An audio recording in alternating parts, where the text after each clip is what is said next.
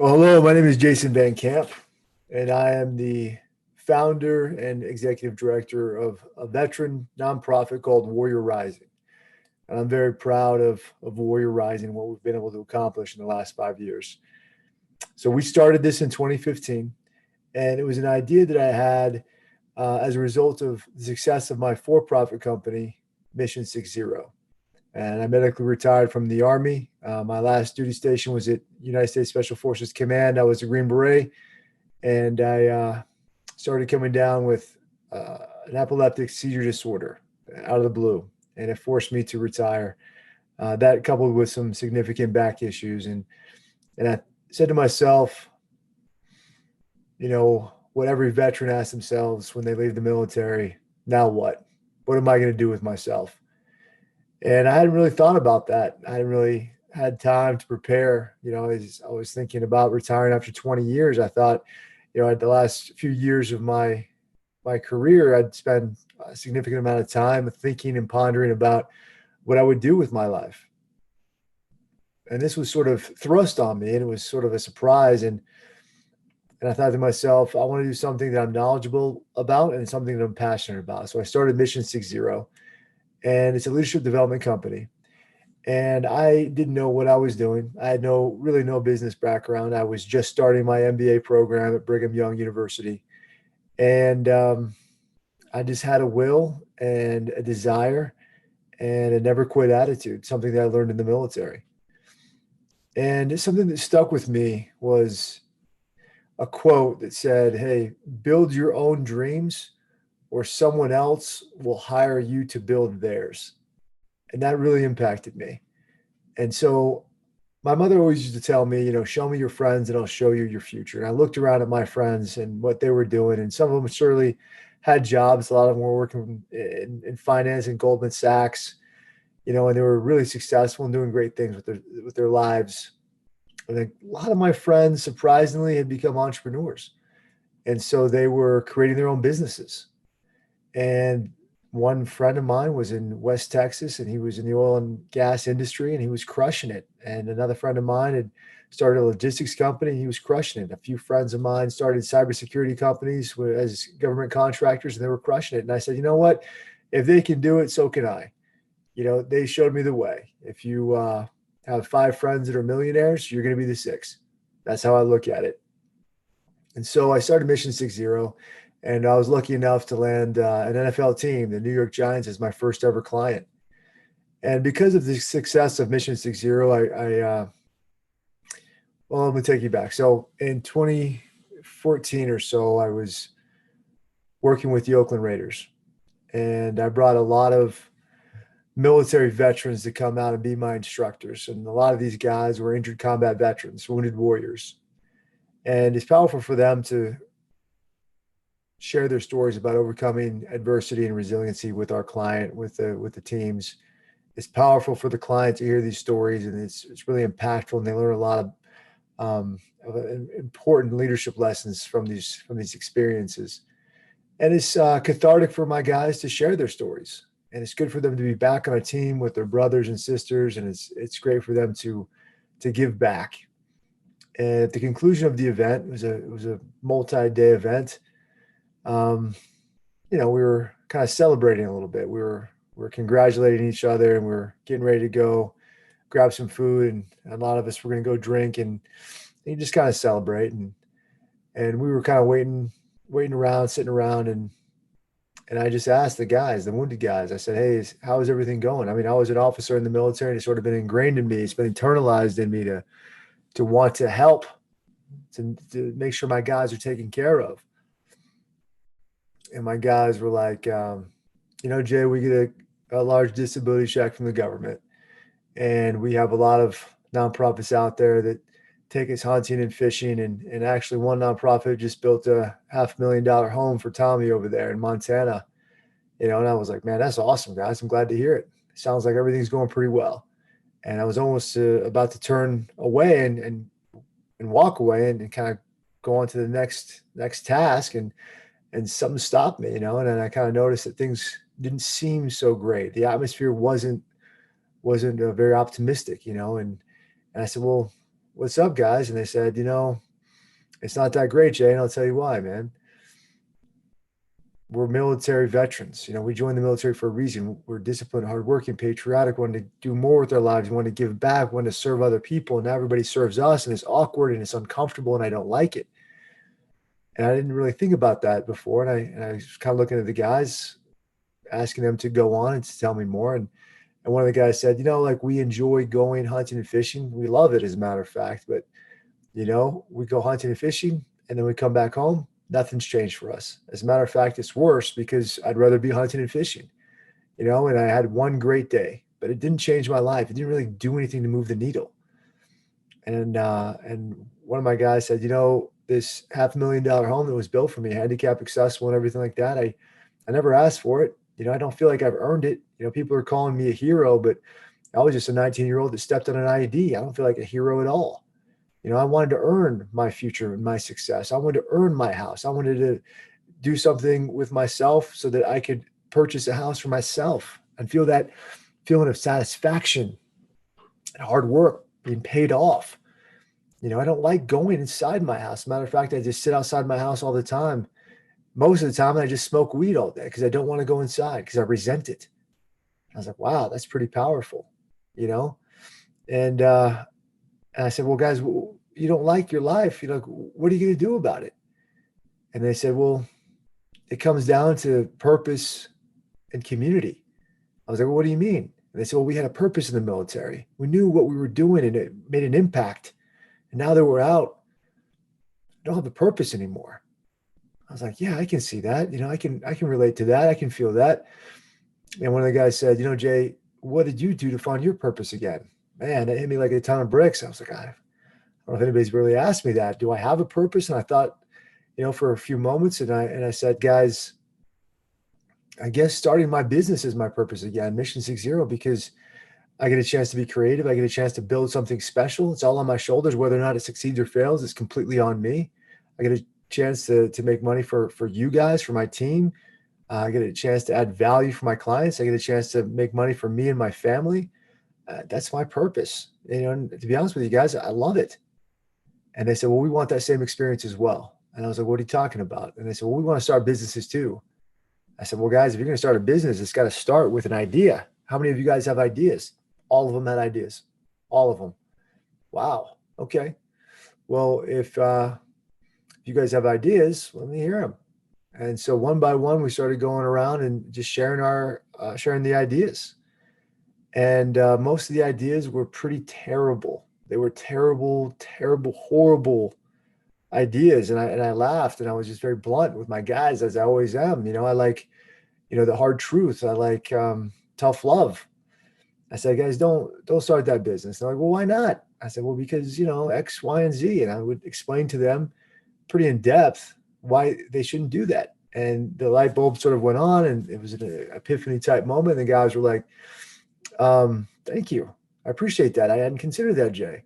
And I'm thinking to myself, I just saved this guy his life savings, years of his life that he would have spent trying to run down this business that never would have worked. And I thought, man, I did a great service to this guy. And some of the ideas were pretty good. And I said, you know what? That's not bad. You should do that. Guys would clap their hands, be like, awesome, Jay. I love it, man. Let's do this. And I was like, what do you mean? Like, let's do this. They're like, yeah, man, you love it. You're going to move to Tampa Bay with me. I'm going to need a $50,000 investment from you. I'm going to give you X% of equity in the company. And this is sort of the plan. And I was like, hold on a second. Let's pump the brakes. I'm not giving you any money. Why not? Well, you got to show me a business plan, bro. You got to show me your SWOT analysis, your pro formas. You got to show me your operations order. You got to show me all this business material. And they were like, well, what are you talking about, man? Like what is that stuff? And I'm like, well, if you don't know what that is, like, you probably should find out. And they're like, well, did you do it? I'm like, yeah, I did it. And they said, well, can I just copy your stuff? And I'm like, oh, it doesn't work that way. How did you learn how to do it? I'm like, well, I got my MBA. Well, do I need to get an MBA? You could if you wanted to. You don't have to. What do I do? I said, I don't know, man. You're a smart guy. Go Google some stuff, YouTube some stuff, do some research, figure it out. Like, you don't need me to hold your hand. And we sort of ended the conversation there. And we had a great night. We all hung out. We told stories. We had a blast. And we went home. And I started thinking about this conversation. I just couldn't kick it. Like for months, like kept replaying this conversation in my mind. And I thought to myself, you know what? Although I do like the tough love and trying to help guys understand that they need to earn their future rather than have someone give them their future, I felt bad. I felt like I could have done more and I should have done more. And the guys were, reaching out for help. They weren't asking for a handout. They were asking for a hand up, and I did some research and I thought, is there anything I could do to help these guys out? Obviously they want to start businesses. Could I do something to help them out? And I saw the nonprofit landscape. And to be honest with you, at the time, I wasn't impressed. I wanted to create a one-stop shop for veterans where they can get all the resources in one place. And the nonprofits that I was looking at the time, I didn't really see them doing that. A lot of them were doing great things. Some of them were doing incubators. Some were doing like workspace stuff. Some were doing community stuff. Some were doing sort of Shark Tank type of pitches and different things like that. And, I got together with a friend of mine named Ryan Miller. I knew him from school, from West Point. And he was a rugby player. He was a Ranger. And in combat, he got blown up and lost a leg. And he had gone to Harvard Business School. He was doing great things out in the Bay Area in the tech industry, just crushing it. I mean, brilliant guy. And I told Ryan what was going on. And I said, Ryan, is there any way that you and I could start a company that could help veterans become entrepreneurs? And I got together with another friend of mine named Joe Hilton. I met him at the BYU MBA program. Although he's not a veteran, he's a brilliant business guy. He's made a lot of money in business, sold a lot of companies. I'm really impressed with him. And we really, we were great friends and we really resonated with each other. And so Joe Hilton, Ryan Miller, and I created this nonprofit. And we called it Warrior Rising. And the idea is to help veterans and their immediate family members, so spouses, fathers, mothers, brothers, sisters, immediate family members, to start or accelerate their own businesses. And our process is refined through a lot of market research. So there's a lot of trial and error, trying to figure out what the veterans actually want. Because I think the problem with a lot of companies, especially in the nonprofit spaces, they assume, they don't ask the veteran, what do you want? And they have good intentions, but they don't have great follow through. And I call that, there's a lot of hua, but there's not a lot of dua. And so what we found out was the veterans want someone to talk to. They want an intimate conversation with someone. And so when a veteran applies for our program, we have an intake specialist, somebody who's been trained, who schedules a call, an in-person, phone call or a video call, not in person, although that could happen, after COVID lifts. And they talk about their service. They talk about the idea, why they want to do the idea, why they want to start this business. What's the point? Do they have any financial backing? Is their spouse behind them? Have they done the research? Is this an idea just on the back of a napkin? Have they made any sales? They go through a 30-minute call or so, and sometimes longer, sometimes a little shorter. It just kind of depends on what the veteran wants, and we want to make sure the veteran understands that entrepreneurship is very, very difficult. And the success rate is very, very low, no matter who you are, And once they understand that, they understand the risks and they still want to do it, God bless them. Absolutely. Join our program. Let's get into it. Let's give you all the tools and resources you could possibly need to be successful. And so the first step is education. And we call this part the Warrior Academy. And what this is it's a 40 video curriculum, and the veteran takes this course on their own, right? And it essentially translates the military operations order, the military decision-making process, into a business plan. And so when I went and got my MBA, when we started going through business models and business plans, I thought, you know what, this is the same thing as an operations order. It's a thorough plan thought out from start to finish. All of our bases are covered. It's the same exact thing. It's the same model. So I understand what you're trying to teach me here at the MBA program, because I've done millions. I mean, literally, probably not millions, but thousands of these business, these military decision-making process, um, and operations orders, not only in training, but also in combat. And so I knew it by heart, and I knew it so well that I internalized it into my life. I make decisions based on, situation, mission, execution, service and support, and command and signal. I mean, that's just like how I think now. I've done it so often. And we translated that into a business plan with Joe Hilton's help. Ken Venera contributed to it, Ryan Miller as well. We feel very strongly that it's a successful model. And it's been vetted and proven, and we've run several beta tests on this and gotten feedback and so forth. Now, the veteran goes through the Warrior Academy essentially by themselves. It's almost like going to Ranger School. You have to prove yourself and to us. Like, are you strong enough? Are you committed enough? Can you go through this without quitting? Because guess what? If you go through the education and it's too hard for you, or, you don't feel like doing it, you wait till you get to the actual business. Wait till that happens, because that's incredibly difficult. And once they complete the Warrior Academy, we say, congratulations, you submit your draft of a business plan to us for review. And then we'll set you up with our next phase, which is a mentor. And so we have a cadre of mentors that we've vetted as well. Some of them veterans, some not, but all of them are successful in various industries. And so the veteran and the mentor get together, and they create a go-to-market strategy. And sometimes it takes a few days. Sometimes it takes a few months. If it takes a few years, that's okay. However long it takes is however long it takes. It's on the veteran to do the work. So that's the next phase. And then following that, the veteran and the mentor get together and they say, Warrior Rising, we feel very strongly about our go-to-market strategy, and we would like some financial assistance. And so we would give a grant or an opportunity for a loan or an investment. And when we first started Warrior Rising, we gave everybody money. It was like Oprah, you get a check, you get a check, you get a check.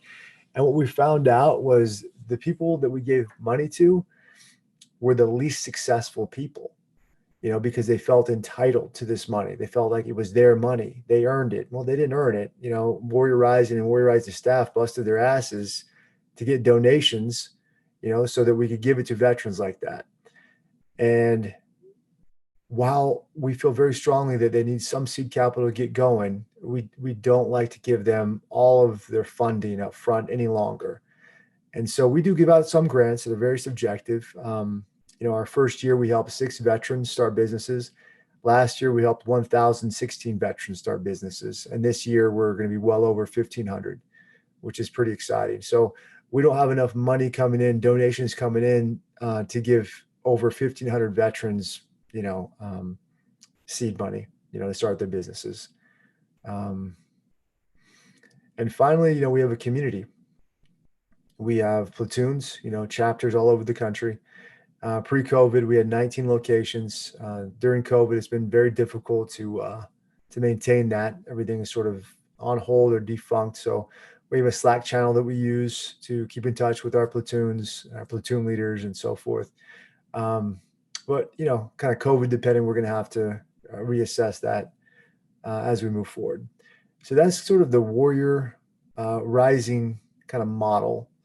And we're very proud of that. We're very excited about what we're going to be able to do in 2021. Again, COVID dependent, we're going to start each of our cohorts at the first week of every month, and you'll actually be a part of a cohort. And we're going to select, very subjective, the most successful vetrepreneurs in each cohort. And we're going to bring them out to 4 different locations, possibly 5 different locations. Salt Lake City, Utah, Napa Valley, Las Vegas, Nashville, and then New York, potentially in 2021. And once they show up to these locations, we're going to fly them in on our dime, give them a nice hotel on our dime, take them out to dinner, kind of celebrate their success so far. And then the next day, we're going to set them up for success in business by giving them a free custom business suit, a free computer, and a free website, and introduce them to our cadre of mentors where they can do breakout sessions and ask questions and get guidance and meet other veterans and see if there's any synergy there. All the while, we have a multi-market media crew there that'll be videoing the entire process and creating commercials, and ads for the veteran entrepreneurs so that they can use on social media and what have you. And then finally, we're going to do a pitch competition, and then the veterans there will have a little bit of time a few hours to put together a pitch, and then they'll pitch to a panel of judges, and the winner will get $20,000. Everybody else will get some money, and then we'll have a nice dinner and hang out and celebrate. And then the next day is a free day for them to explore, go golfing, whatever they want to do. So that's our plan for 2021.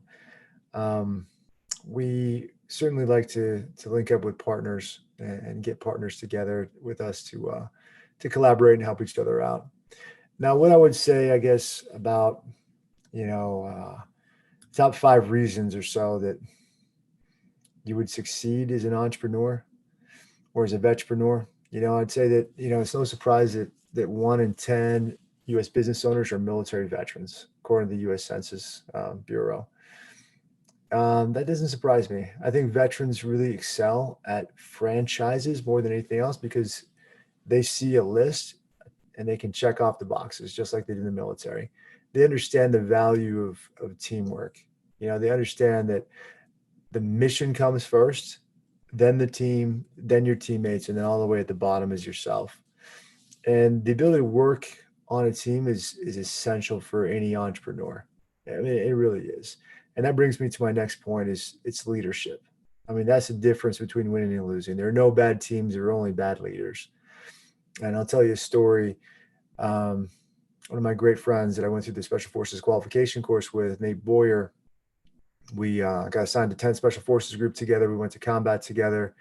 Although he was an officer and he was an NCO, we became best friends.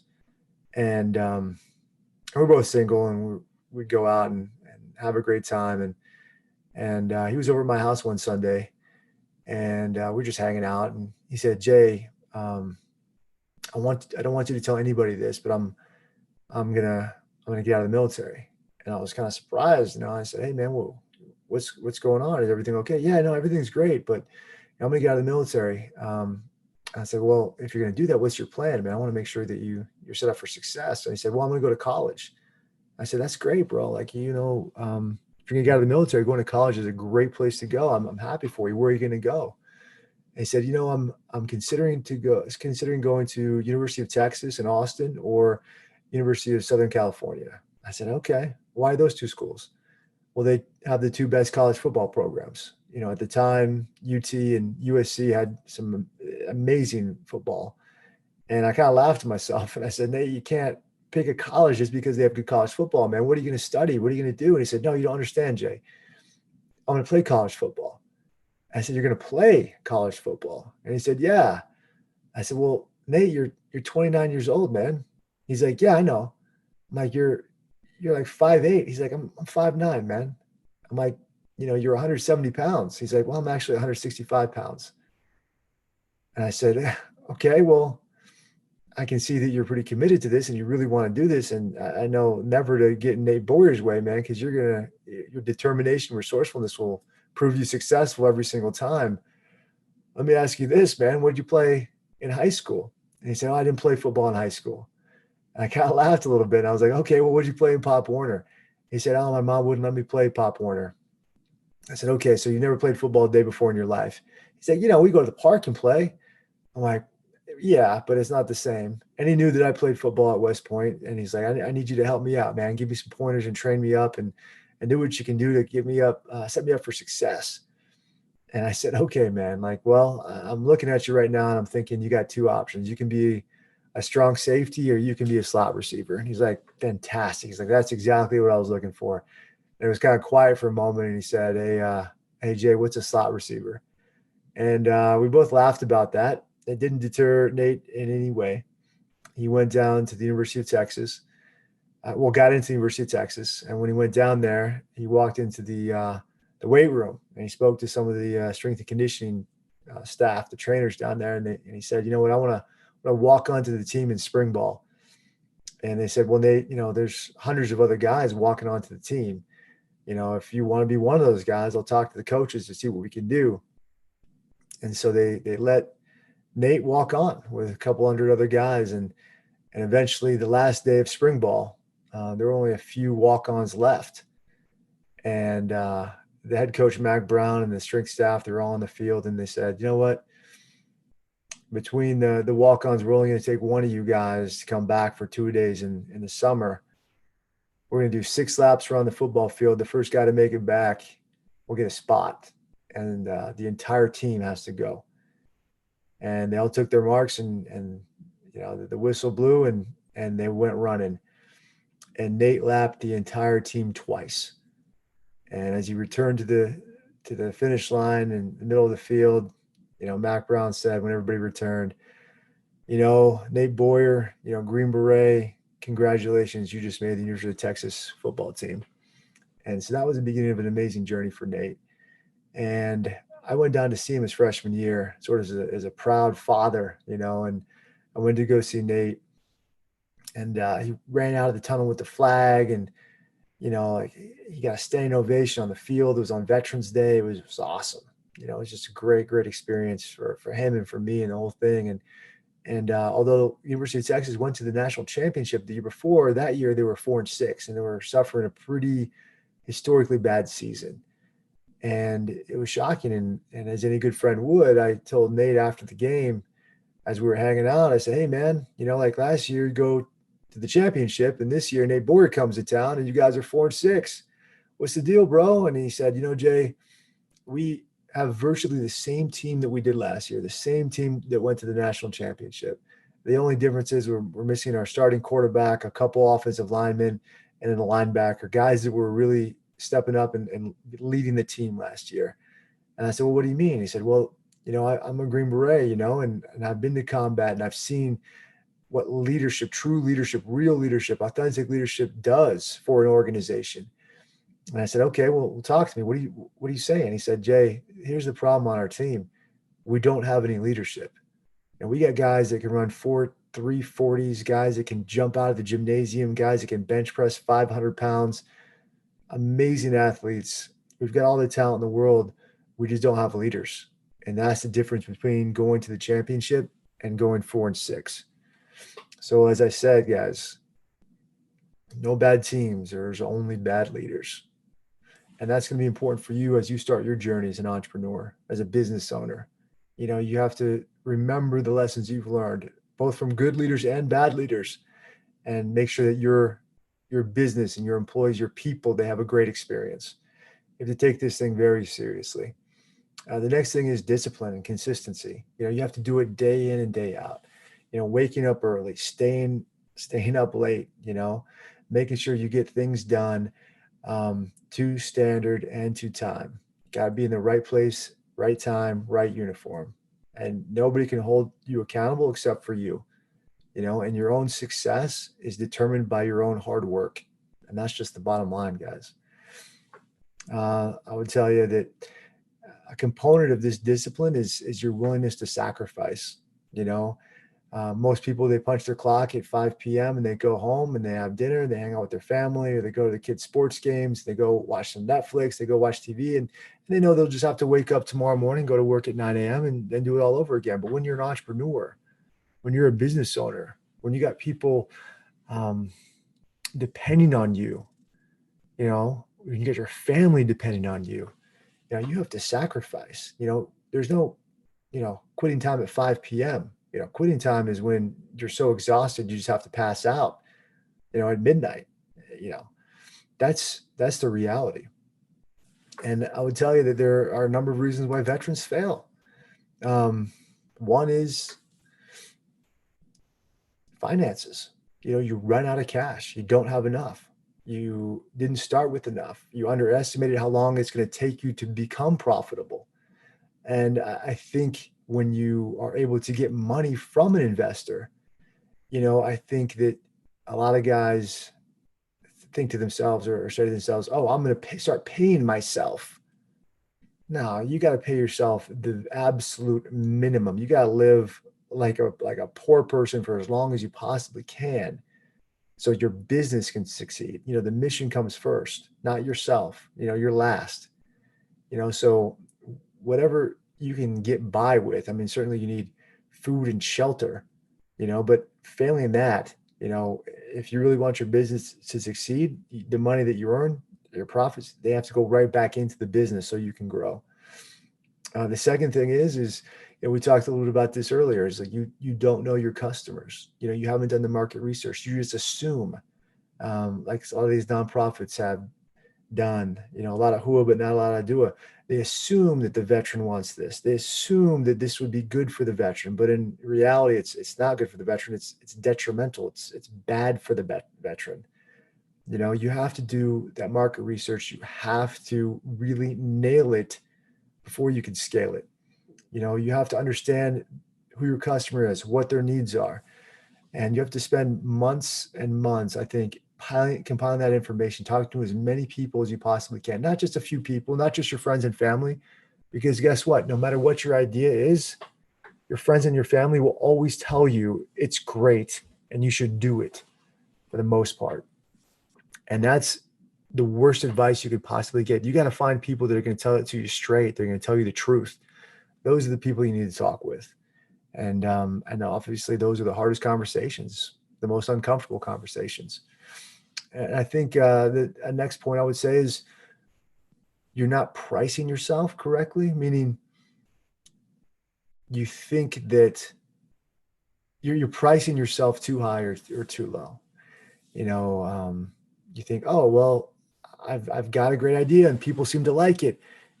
It's going to cost you $1,000. Well, hold on, pump the brakes a little bit. That's people would be willing to spend $19, but they're not going to spend $1,000. So if you do it at $19, is it going to be profitable for you?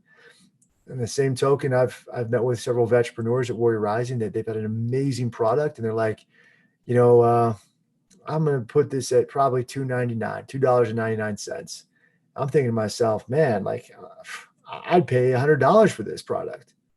Don't sell yourself short. Do the market research and find out where you're at. Don't shoot yourself in the foot. And don't overestimate yourself. You're not as great as you think you are. I think growing too quickly is probably another one that you probably have to look at. And what I mean by that is you've got a great product and things are going well, and all of a sudden it just blows up and people are ordering your product. And now you're saying to yourself, I don't know what to do. I've got to start hiring all sorts of people in order to meet the demand. And when this happens, you don't get a chance to vet the right people or get them established in the culture that you've set for yourself. And they make mistakes. And ultimately, those mistakes, although they might be small at first, turn into big mistakes down the road. And it gets a little overwhelming and out of control. And then you crash and burn. And that's another thing to consider. You don't get help, I guess, is another one. I would say is you think you can do it all on your own. You're a one-man show, one-person show. Nah, that's not going to work. That's never going to work. You're going to need to find the right people. People that are going to tell it to you straight. People that are going to work. They just don't want a handout or a paycheck. People that understand that they're not going to get paid up front. They're going to have to put forth a lot of sweat, and you would certainly give them some equity, meaning that you would, once you're successful, you'd pay them down the road and make them an owner on some level of the company. I think another part is you don't get a mentor, or maybe you don't get the right mentor. You ask 100 people one question and you get 100 different answers. Which one are you going to take? You got to vet those mentors and vet the ones that you believe in and you trust and that kind of resonate with you and they're on your same wavelength and same mindset. That's another one I'd tell you that is vitally important. So I tell you, hope all this information was helpful for you guys. and I appreciate your time.